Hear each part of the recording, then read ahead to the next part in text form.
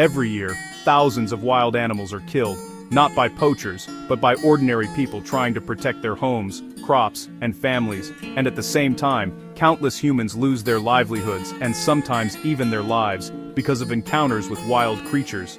This is the heartbreaking and heated topic of human-wildlife conflict, one of the biggest challenges facing conservation today. It's a story of fear, survival, and coexistence, and it affects us all, whether we live in cities, villages, or forests.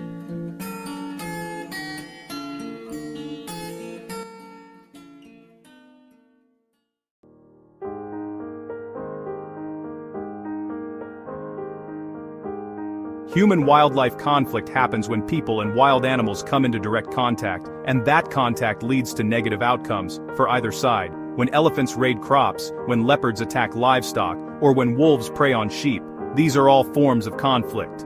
Sometimes people retaliate by poisoning or shooting these animals. Other times, entire communities are forced to abandon their land because living alongside wildlife becomes too dangerous. It's not just about wild animals attacking humans. It's about two worlds colliding, one trying to survive and expand, and the other struggling to hold on to what's left of its home.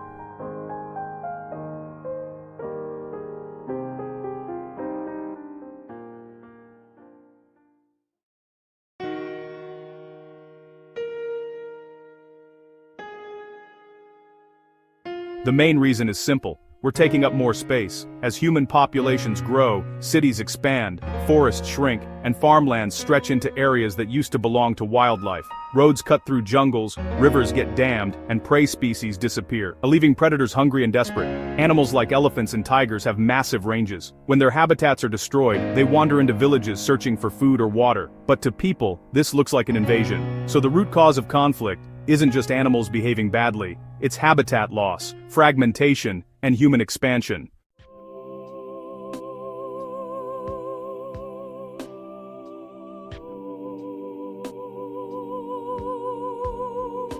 Across Africa, elephants destroy crops overnight, leaving entire families without food for months. In Kenya and Tanzania, some farmers have lost their lives trying to defend their fields. In India and Nepal, leopards and tigers attack livestock, sometimes even people. When that happens, locals often take revenge, setting traps or poisoning carcasses.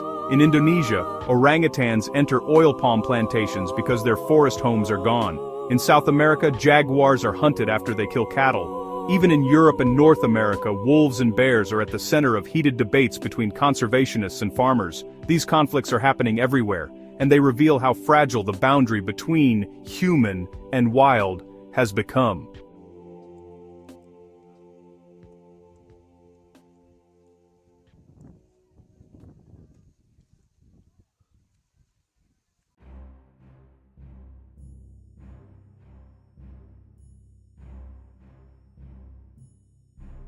The debate around human-wildlife conflict is full of emotion. On one hand, we have conservationists urging protection for endangered species. On the other hand, we have local people whose safety and livelihoods are at risk. How do you tell a farmer who's lost his only cow, his family's income, that he shouldn't harm the predator that killed it? How do you convince a villager whose child was attacked by an elephant that conservation is important? It's not just about saving animals. It's about fairness, justice, and survival. Governments often struggle to find balance. Protecting wildlife can mean restricting access to land, compensating losses, or relocating animals, all of which cost money and cause political tension.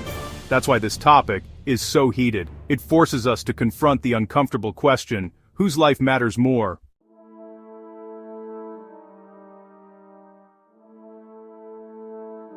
When conflicts aren't managed, the results are devastating.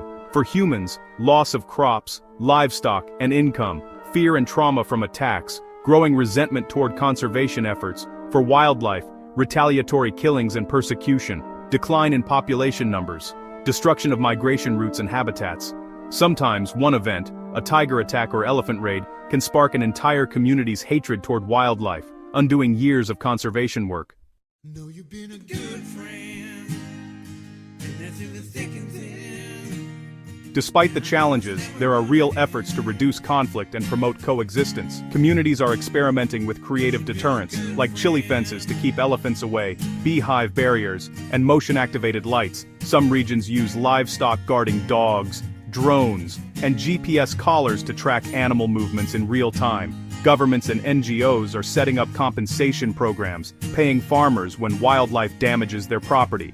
This helps prevent revenge killings. There's also growing focus on wildlife corridors, protected pathways that allow animals to move safely between habitats without entering human settlements. And most importantly, conservationists are working directly with local communities, educating, involving, and empowering them. When people see benefits from wildlife, through tourism, employment, or incentives, they become protectors instead of enemies. It's not easy. It takes empathy, patience, and understanding from both sides, but it's possible. Human-wildlife conflict is more than just animals crossing into farms. It's a reflection of our relationship with nature itself. We humans have expanded so far that wildlife now has nowhere else to go. The more we push nature to the edges, the more it pushes back. So the real question isn't, how do we stop wildlife from attacking us? It's, how do we learn to live alongside nature without destroying it, or ourselves?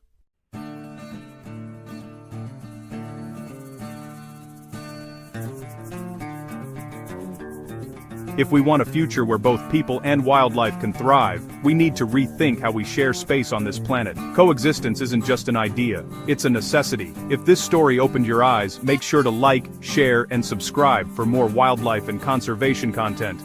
And tell me in the comments, what kind of human-wildlife conflicts happen in your area? Do people find ways to live peacefully with nature, or is it still a battle? Let's talk about it, because the conversation starts with us.